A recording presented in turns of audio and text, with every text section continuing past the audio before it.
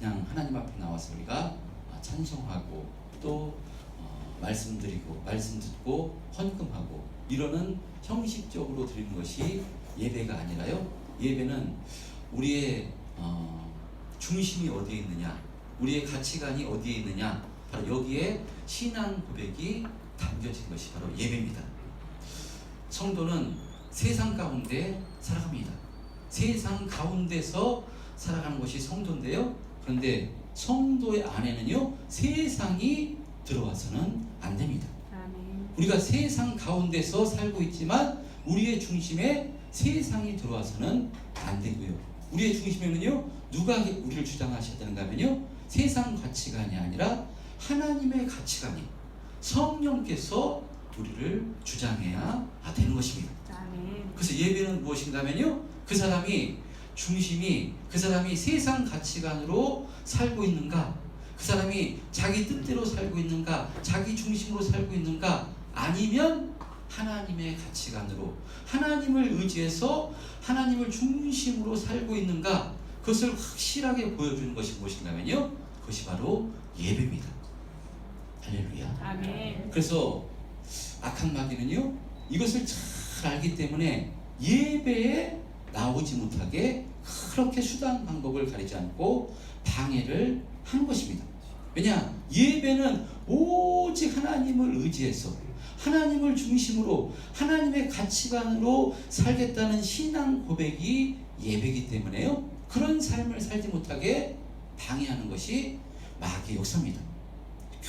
교묘하게 마귀가 역사하는데요, 뭐라고 교묘하게 유혹하는가 하면요, 야, 이 세상에 그렇게 너 한 주간 바빴잖아, 그렇게 힘들었잖아, 또 몸도 지금 안 좋잖아, 힘들잖아, 근데 뭘 이렇게 또 주일날 교회 나가려고 하니? 꼭 그렇게 나가지 않아도 돼. 힘들면 쉬어도 괜찮아. 하나님은 사랑의 하나님이시라고 하는데 한 주간 몸이 힘들어서 교회 나가지 않는데 하나님이 전부 다 아시는데 너 하나님께서 그렇다고 구원을 취소시키겠니? 하나님이 그런 하나님이니? 사랑의 하나님이라고 하는데 하나님께서 그렇게 주일날 예배에 나오지 않는다고 해서 벌 주시는 하나님이라면 그건 사랑의 하나님이 아니야. 괜찮아 라고요, 교묘하게 우리를 유혹해서 예배에 나오지 못하게 유혹하는 것이 마귀의 역사입니다. 여러분, 하나님은요, 사랑의 하나님입니다. 하나님은요, 우리 아버지 되십니다. 하나님은요, 그래서 우리를 독점하고 싶으십니다. 우리를 책임져 주시길 원하시고요, 우리를 축복해 주시길 원하십니다. 그래서 무엇하기를 원하시는가 하면요, 예배의 자리에 나오라고 하시는 것입니다. 예배를 통해서 우리에게 이기고 승리하는 삶을 허락해 주시기 위해서 예배의 자리에 나오라고 하시는 것입니다. 여러분, 성도는요, 성도의 예배는, 그러니까 이런 공적인 예배뿐만 아니라 삶 전체가 우리의 예배입니다. 왜냐하면 우리는 새로운 피조물이 되었기 때문에, 거룩한 자 성도가 되었기 때문에요, 세상에서 삶의 예배를 통해서 우리가 하나님의 자녀답게 살아나가는 것이고요, 세상과 다른 삶을 사는 것이고요, 세상 가운데 하나님을 닮아 거룩해져 가는 것, 이것이 바로 성도입니다. 그런데 이것이 우리 힘으로, 우리 능력으로 될 수 있는가? 할 수 없습니다. 우리 힘으로는 안 됩니다. 그래서요, 이 공적인 예배를 통해서, 이 주일날 이 예배를 통해서요, 이 주시는 말씀을 통해서 세상 공적 예배를 승리하고 성공할 수 있도록 은혜를 주시기 위해서 바로 이 예배 자리에 나오라고 하시는 것입니다. 그래서 구약에는요, 못 알아들으니까 어떻게 했는가 하면요, 율법으로 허락해 주셔서, 아예 너 안식일을 거룩하게 지키지 않으면 내가 너에게 벌을 주겠다. 왜 벌을 주겠습니까? 자녀에게 부모가 왜 벌을 주고 회초리를 때리겠습니까? 그것은요, 잘 되라고 사랑해서 축복해 주시려고 복된 길을 가라고요, 부모가 자녀에게 회초리를 때리듯이 구약의 율법을 통해서는요, 안식일을 거룩하게 지키라고 하신 이유가, 그런 지키지 않으면 너에게 벌 주겠다 하신 이유가 무엇인가 하면요, 내가 너를 책임지겠다, 나만 의지해라, 내가 너를 축복해 주겠다. 그래서 이 법으로까지 허락하신 것입니다.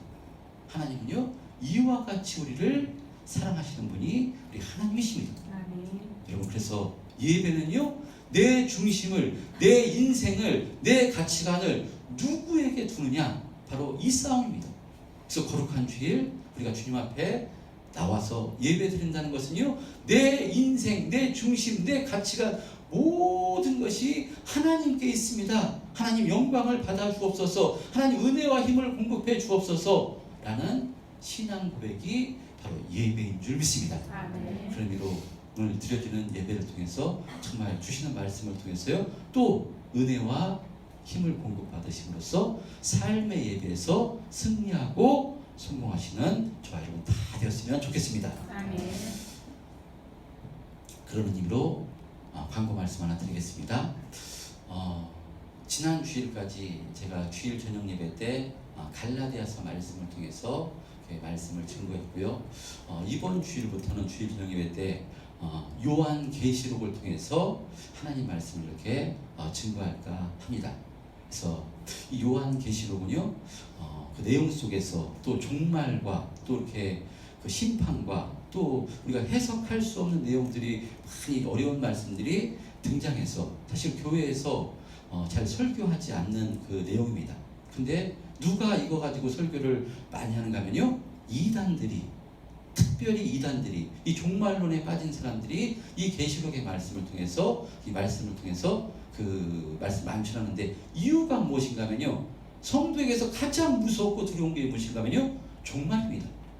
우리가 종말을 대비해서, 종말을 위해서 신앙생활을 하는 것인데요, 가장 무서운 것이 종말이고 심판입니다.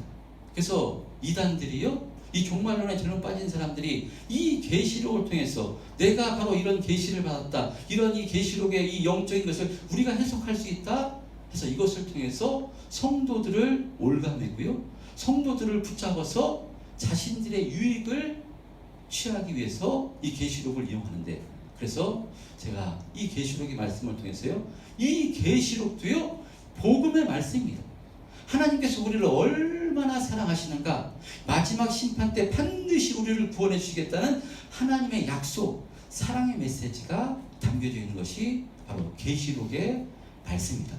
그래서 이 계시록의 말씀을요 잘 믿음으로 받고요, 은혜로 받으면요 절대로 바로 이 종말론자들에게, 이 그 사이비들에게 절대로 속지 않습니다. 지금도 버스 정류장 앞에서, 지금도요 무슨 문화 행사를 통해서, 지금 이런 여러 가지 친교 모임을 통해서, 무엇을 통해서요? 바로 이 계시록을 바로 통해서요 우리를 유혹하고 넘어뜨리려는 이 사이비 교주들도 있고요, 바로 이단들이 있는데, 이 계시록의 말씀을 잘 우리가 이해하고 은혜로 받으면요 정말 이기고 승리하는 삶을 살게 되는 줄 믿습니다. 아멘. 그런 의미로 주일 저녁 예배도 사모하심으로 예배에 참석하시면 반드시 은혜가 되는 귀한 시간이 될 줄 믿습니다. 아멘. 예, 오늘도 계속되어지는 마가복음의 말씀입니다. 우리가 마가복음을 통해서 주일날 은혜를 나누고 있는데요, 마가복음, 성경의 신약 성경에는 4복음서가 있습니다. 마태복음, 마가복음, 누가복음, 요한복음, 이 4복음서가 있는데요, 마태, 마가, 누가복음을 공간복음이라고 합니다. 그러니까 공간복음이라는 것은요, 예수님에 대해서 전부 다 기록됐는데 이쪽에서 쳐다본 거랑 저쪽에서 쳐다본 것이랑 또 이쪽에서 뒤쪽에서 쳐다본 것이랑 조금 틀립니다. 그러니까 제가 있는데 김종덕 집사님이 저를 바라보시는 거랑, 제 아들이 저를 바라보는 것이랑, 또 우리 권사님들이 바라보는 것이랑 조금 각도가 조금 틀릴 수 있고요, 똑같이 그 말씀을 들어도요 받아들이는 것이 조금 틀릴 수 있고, 어떤 것은 글을 때 생략한 부분도 있고, 그런 의미입니다.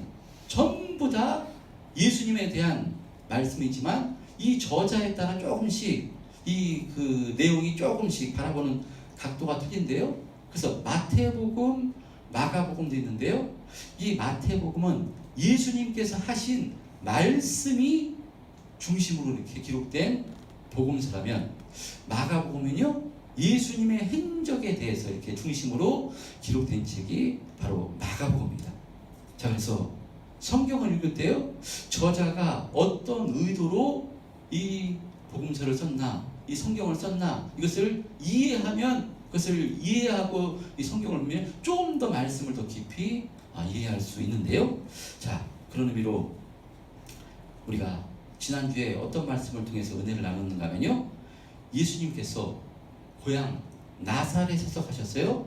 회당에서 말씀을 증거하시는데 이 서기관들과 같지 않게 엄청나게 정말 그 말씀을 잘 증거하실 때 그 권능이 이렇게 행하시는 모습을 이렇게 행하십니다.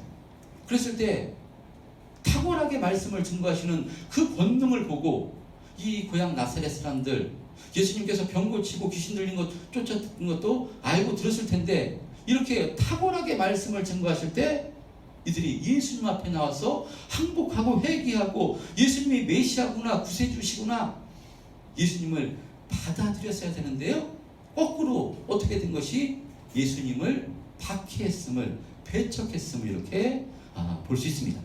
자, 그러니까 이 내용, 다른 복음서에서는요, 이 예수님께서 고향에 가셔서 배척을 당하시는 모습, 제자들이 따랐다고 기록하고 있지 않는데 마가는 이것을 기록하고 있습니다. 제자들이 따랐더라. 제자들이 따랐다고 기록한 것은요, 의도가 있기 때문에 어떤 의도를 가지고 지금 이것을 마가가 기록한 것입니다. 그래서 오늘 본문의 말씀도요, 지난 6절과 7절 이 중간에 12제자를 부르사 둘씩 보내시다, 이 중간에 6절 중반 하반 부분을 오늘 같이 기록했는데 연결되는 내용이기 때문에 이렇게 기록한 것으로 볼 수 있습니다. 자, 그러니까 제자들을 이렇게 부르셔서 예수님께서 배척을 당하시는 이런 모습을 제자들에게 보여주신 것입니다. 왜 그런가 하면요, 지금까지 예수님의 제자들은 예수님 곁에서 어떤 모습만 지켜봤는가 하면 예수님께서 병을 고치시고 귀신을 내쫓으시고 한마디로 능력자의 모습만을 지켜봤습니다. 그랬을 때 제자들의 마음이 어떻겠습니까?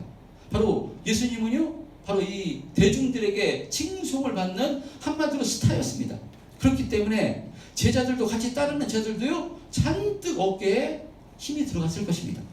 그런데 이런 모습만을 보고, 칭송받는 모습만을 보고 과연 제자들이 예수님을 따른다면 어떤 일이 벌어지겠습니까? 그래서 오늘 본문에 이 전도 여행을 보내시기 전에 예수님이 배척을 받는 모습을 바로 보여주신 것입니다. 시청과 교육을 시켜주신 것입니다.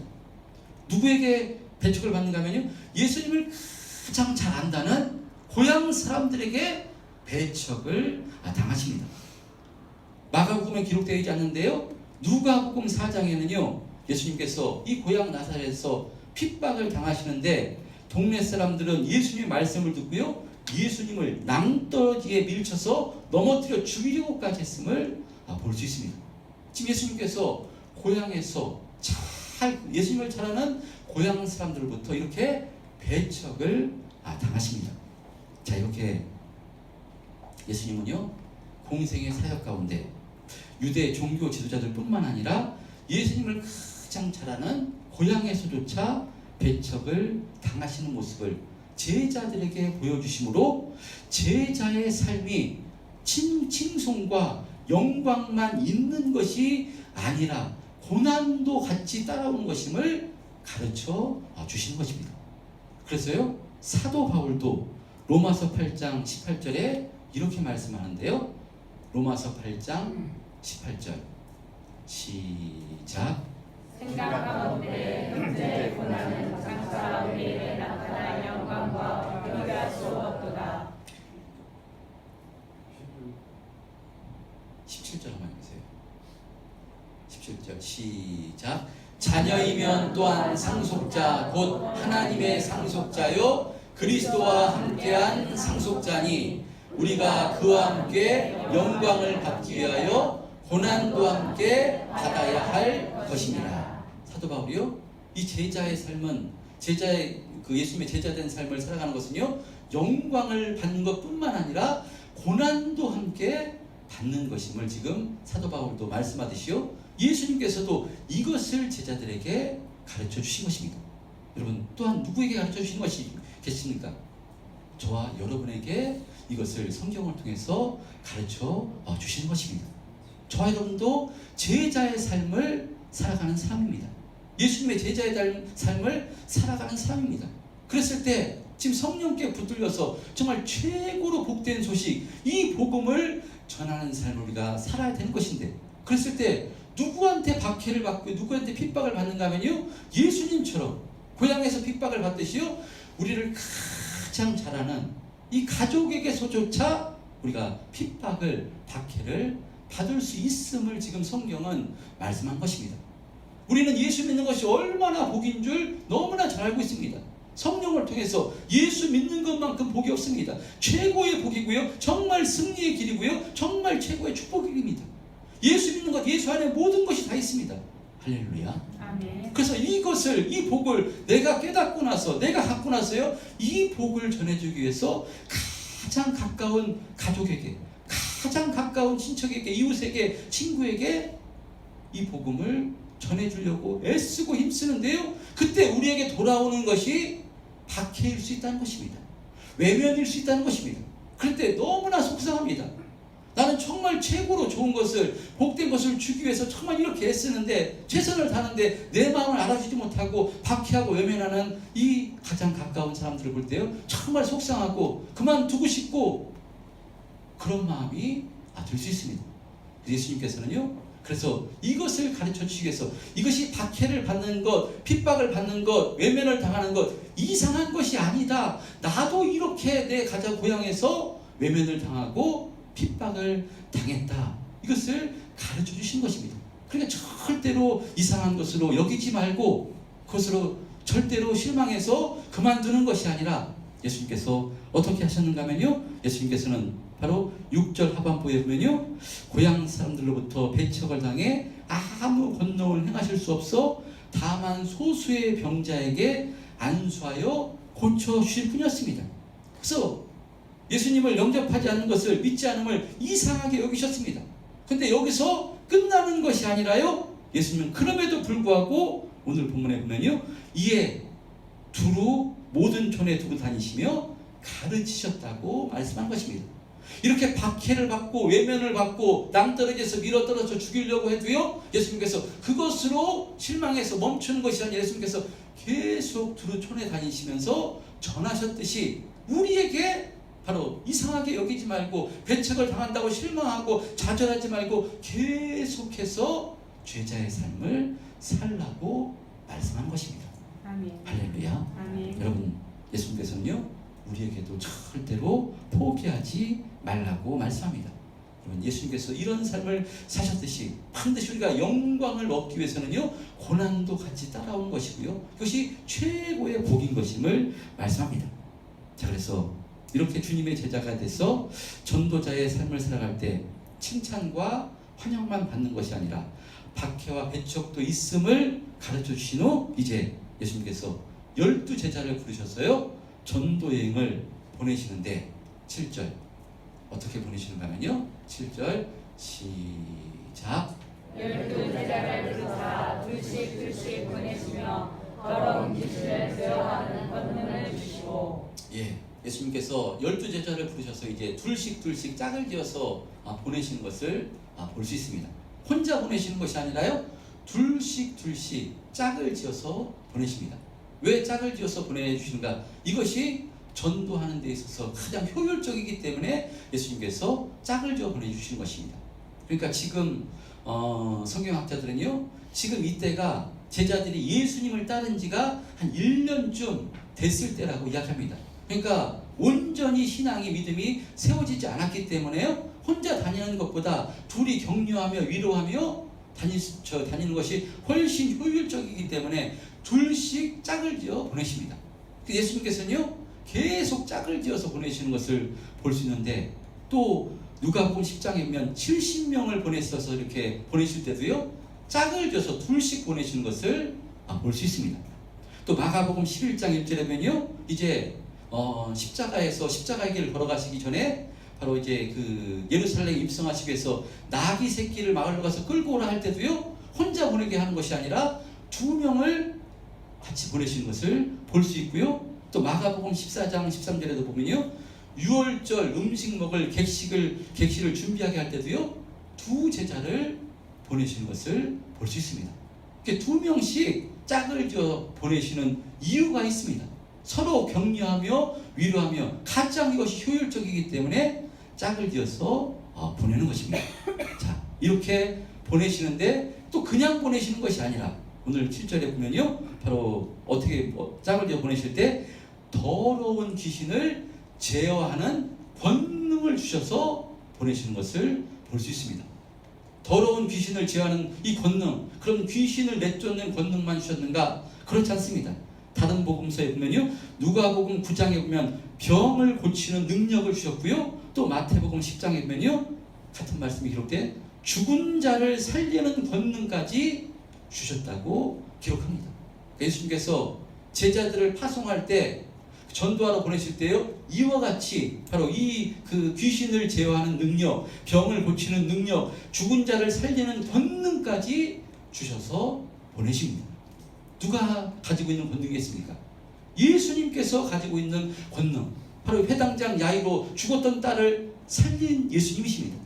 더러운 군대 귀신 자를 내쫓아 주시고요, 바로 예수님께서 혈루병 앓는 자, 또 나병 자를 고쳐주신 예수님이 행하시는 이 권능, 능력을 제자들에게 주어서 전도여행을 보내시는 것을 볼 수 있습니다. 여러분, 자, 이렇게 예수님께서는요, 이런 권능을 보내주셔서 전도여행을 보내시는데, 자, 그러면 제가 강조하고 싶은 말씀이 있는데, 그러면 이렇게 제자들에게 이런 권능을 줬는데, 귀신 쫓는 권능, 바로 전도하는 데서 가장 귀신들이 방해하기 때문에요, 귀신 쫓는 권능을 주셨는데, 그러면 이 권능은 한 번 받으면 계속해서 유지되는 것인가? 저만 혼자 떠드는 것 같아가지고요. 귀신을 내쫓는 권능, 병을 치료하는 신유의 권능을 바로 주시면은 계속 그것이 권능이 유지되는 것인가? 유지되겠습니까? 자신이 없으십니다. 유지되지 않습니다. 지금 제자들에게요, 이렇게 귀신을 내쫓는 권능을 주셔서요, 오늘 본문 13절에 보면 제자들이 이 권능을 가지고 가서요, 많은 귀신을 쫓아내며 많은 병자에게 기름을 발라 고치더라 말씀합니다. 예수님께서 이 권능을 주시니까요, 귀신 쫓는 권능을 주시니까 많은 귀신을 쫓아내고요, 병자에게 기름을 발라 병 고치는 역사를 일으킨 것입니다. 자, 마가복음 6장에서 이렇게 귀신을 내쫓는 권능을 행했습니다. 그러면 이것이 계속 유지되는 것이라면 바로 계속해서 귀신을 내쫓아야 되는데, 마가복음 9장에 보면요, 예수님께서 변화산으로 세 제자를 데리고 올라가셨을 때, 그 예수님이 안 계실 때 어떤 한 아버지가 바로 귀신 들린 아이를 데리고 와서요, 제자들에게 고쳐달라고 바로 요구를 합니다. 고쳐달라고 간청할 때요, 제자들이 어떻게 하느냐, 그 마가복음 6장에서 이전에 권능을 주셨기 때문에 그 권능 똑같이 그 권능으로 귀신을 내쫓았는데요, 귀신이 떠나갔느냐? 떠나가지 않았습니다. 귀신을 내쫓을 수 없었습니다. 바로 이 권능이 계속 유지된다면, 마가복음 6장에서 귀신을 내쫓았다면요, 마가복음 9장 훨씬 몇 년 더 1년이 지났기 때문에, 시간이 지났기 때문에 그때도 귀신을 내쫓아야 됐는데요, 그때는 귀신을 내쫓지 못했습니다. 그래서 예수님께서 오셔서 그 더러운 귀신 들린 아이들에게 귀신을 쫓아주셨습니다. 그러자 제자들이, 왜 우리는 할 수 없습니까? 지난번에는 고쳤는데, 귀신 떠나겠는데 왜 할 수 없는 것입니까? 라고 이야기했을 때요, 물어봤을 때 뭐라고 예수님께서 뭐라고 말씀하는가 하면요, 우리가 너무나 잘 아시는 말씀, 마가복음 9장 29절에 예수님께서 이와 같이 말씀하십니다. 마가복음 9장 29절에 시작. 이르시되 기도 외에 다른 것으로는 이런 종류가 나갈 수 없느니라 하시니라. 이르시되 기도 외에 다른 것으로는 이런 종류가 나갈 수 없느니라 말씀하신 것입니다. 그러니까 우리가 예수님으로부터 귀신을 내쫓고 병을 고치는 권능을 받는다 할지라도요, 그 권능이 계속해서 유지되는 것이 아닙니다. 그 권능이요, 우리는요, 그 권능은 누구에게만 있는 것인가 하면 예수님에게만 있는 것입니다. 할렐루야. 그때 그 권능을 우리가 제자들이 유임을 받는 것입니다. 유임을 받았어요. 그 권능을 사용하는 것인데, 그렇기 때문에 한 번 받는다고 해서 계속해서 유지되는 것이 아닙니다. 마가복음 6장에서 이 권능을 행했는데 마가복음 9장에서는 행할 수가 없었습니다. 왜 행할 수 없는 것입니까? 왜 이번에 안 되는 것입니까? 물었을 때 예수님께서 기도 외에는 이런 유가 나갈 수 없느니라 말씀한 것입니다. 기도가 무엇이겠습니까? 나는 할 수 없습니다. 하나님 의지합니다. 하나님 은혜 베풀어 주옵소서. 하나님을 의지하는 것이 바로 기도입니다. 하나님을 의지하고 전적으로 하나님을 의지할 때 이런 권능이 계속 행하게 되는 것입니다. 그래서요, 지금은 많이 이렇게 그렇지 않지만 예전에 보면요, 한 세기 전, 뭐 20년 전만 해도요, 이런 권능이 기도원에서 엄청나게 일어났습니다. 그래서 질병으로 뭐 암 이런 거 고칠 수 없는 거예요. 기도원 가서 신유의 역사, 신유의 권능을 행하는 목사님들이 많았기 때문에 가서 안수하면 정말 암병이 떠나가고요, 귀신이 그냥 떠나가고요, 이런 역사가 엄청나게 많이 일어났습니다. 그랬을 때 여러분, 계속해서 그 권능이 계속해서 이어졌는가? 그렇지 않았음을 볼 수 있습니다. 이렇게 귀신을 내쫓고 암병을 떠나가게 할 때요, 사람들이 그 목사님을 칭송하고요, 그 목사님을 높일 때요, 거기에 잘못 넘어가서 이단의 교주가 된 것을 볼 수 있고요. 그래서 하나님을 전적으로 의지하니까요, 그 권능이 또 사라지게 된 것을 볼 수 있습니다. 여러분, 무슨 말씀이겠습니까? 우리가 능력 있는 신앙생활, 힘 있는 신앙생활 할 수 있는 비결은 무엇인가 하면요, 기도 외에 이런 유가 나갈 수 없다는 것입니다.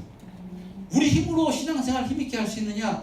우리 힘으로 정말 예배를 성공하고 하나님께 영광을 이고 제재된 삶을 살 수 있느냐? 할 수가 없다는 것입니다. 무엇 때문에요? 우리의 원수가 있기 때문에, 마귀가 있기 때문에요, 호시탐탐을 넘어뜨리기 때문에 절대 우리 힘으로, 우리 능력으로는 할 수가 없습니다. 그것을 빼앗아가는 것이 마귀의 역사고요, 사단의 역사입니다. 그래서 우리가 참 은혜를 받아가지고 삶의 예배에 나가서 바로 승리하고 성공해야 되는데, 이 자리에 예배 드릴 때는 우리가 은혜를 받는데 나가자마자 우리가 다른 생각이 들고 하는 것은 무엇인가 하면요, 원수가 있기 때문에 그런 것입니다. 그래서 예수님께서요, 필요할 때만 기도해라. 오늘 기도 중에서, 대표 기도 중에서 김동희 선생님도 말씀했지만요, 쉬지 말고 성경은 기도하라고 말씀합니다. 이것이 그리스도 예수 안에서 하나님의 뜻이라고 이야기하는, 말씀하는 이유가 그것입니다. 왜 쉬지 말고 기도하라고 하겠습니까? 필요할 때, 궁핍할 때, 어려울 때, 문제가 생겼을 때, 이럴 때 기도해라. 그때만 기도해도 된다. 성경은 그렇게 말씀하지 않고요, 우리의 원수가 있기 때문에 쉬지 말고 기도하라고 말씀한 것입니다.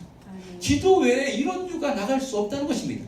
기도는 다른 의미로 나는 할 수 없습니다. 하나님 은혜 베풀어 주옵소서. 하나님 붙잡아 주옵소서. 하나님 권능을 허락해 주옵소서. 제자된 삶을 잘 살 수 있도록 인도해 주옵소서. 우리에게 십자가 복음이 힘있게 세워지게 축복해 주옵소서. 난 할 수 없습니다. 하나님 붙잡아 주옵소서. 달마다 하나님을 의지하고 붙들는 것입니다. 이것이 바로 기도입니다. 여러분이 한눈만 팔면요, 한번 하품만 하면 금방 악한 마귀가 들어와가지고요, 우리 생각을 흔들어서요, 정말 제자답게, 하나님의 자녀답게 살지 못하게 엄청나게 우리 흔들고 유혹하는 것입니다. 우리가 의지해야 될 것은요, 하나님이기 때문에. 할렐루야. 이 권능을 행하는 것은요, 우리가 행하는 것이 아닙니다.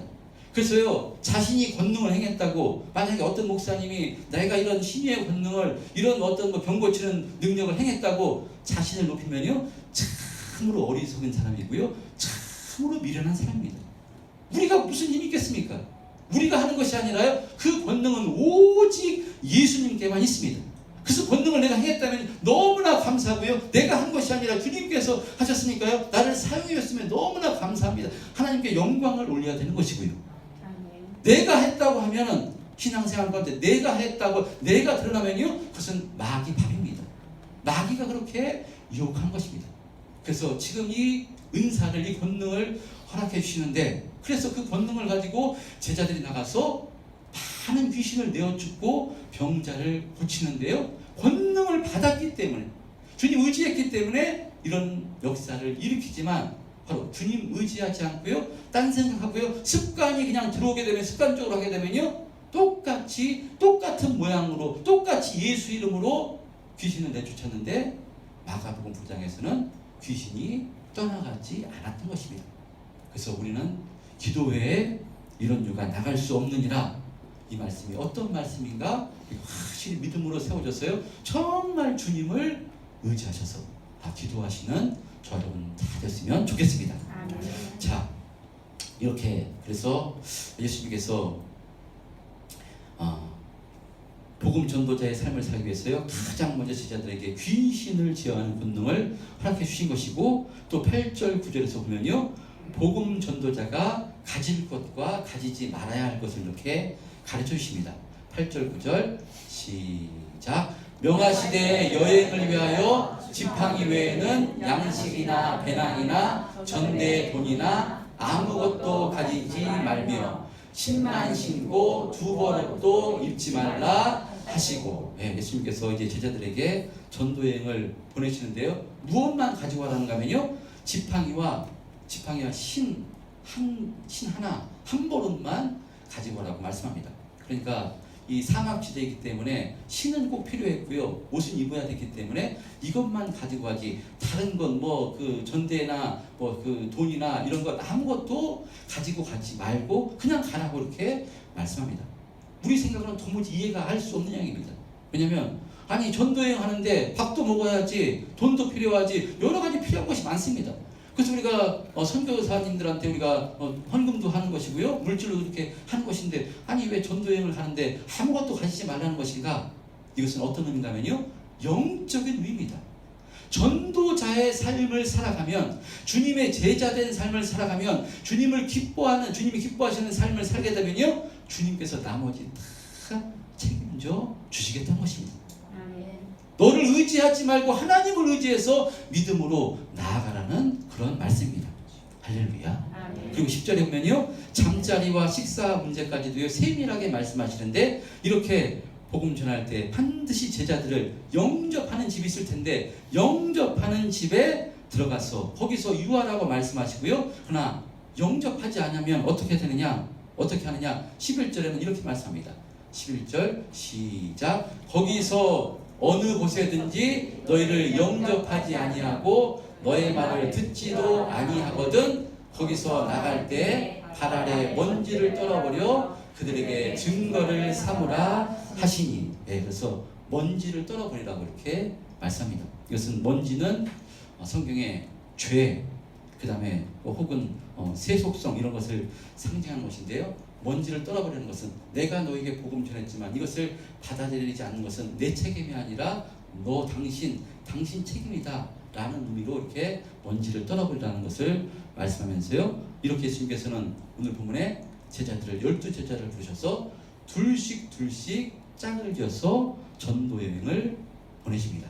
그냥 보내시는 것이 아니라 바로 귀신을 제어하는 권능을 주심으로 바로 그 제자를 파송하실 때, 제자들은요 이 권능을 가지고 13절에 보면요, 많은 귀신을 바로 제어하고 또 기름을 발라 병자를 고쳤다고 성경은 말씀합니다. 여러분, 제자들이 복음 전도의 사명을 감당했던 것처럼요, 이것은 또 우리에게도 감당하라고 하시는 말씀이 있습니다. 바로 사도행전 1장 8절에 성령이 너희에게 임하시면 너희가 권능을 받고 예루살렘과 유대와 사마리아와 땅끝까지 이르러 내 증인이 되리라 말씀하십니다. 성령이 너희에게 임하시면, 성령 받지 않으면 할 수 없지만 성령이 너희에게 임하시면 저와 여러분도 성령 받은 존재인 줄 믿습니다. 성령 받아서 하나님을 나의 아버지로, 예수님을 나의 구주로 바로 고백한 존재가 저와 여러분들이기 때문에요, 저와 여러분도 성령 받았기 때문에 이 제자된 삶을 살아야 되는 것이고요, 이 복음 전도의 삶을 살아야 되는 줄 믿습니다. 이런 삶을 살 때 주님께서 귀신을 제어하는 권능도 주시고요, 예수님께서 바로 다른 거 다 가져가지 말라, 한 벌 옷과 신 한 벌, 지팡이만 들고 가라. 무슨 얘기겠습니까? 책임지겠다는 것입니다. 보호해 주시겠다는 것입니다. 축복해 주시겠다는 것입니다. 할렐루야. 이와 같은 삶이 최고의 복된 삶입니다. 오늘 바로 이 12제자를 부르셔서 둘씩 짝을 지어 보내시면서 귀신을 제어하는 능력을 허락해 주시고 이 제자들이 그것을 잘 감당하는 말씀 우리가 살펴봤습니다. 여러분 오늘 말씀을 통해서 여러분 기억해야 될 것, 이 권능은 한 번 주어지는 것이 아니라 우리가 기도할 때 주어지는 것이고요, 전적으로 하나님을 의지할 때 이 권능이 주어지는 것인 줄 믿습니다.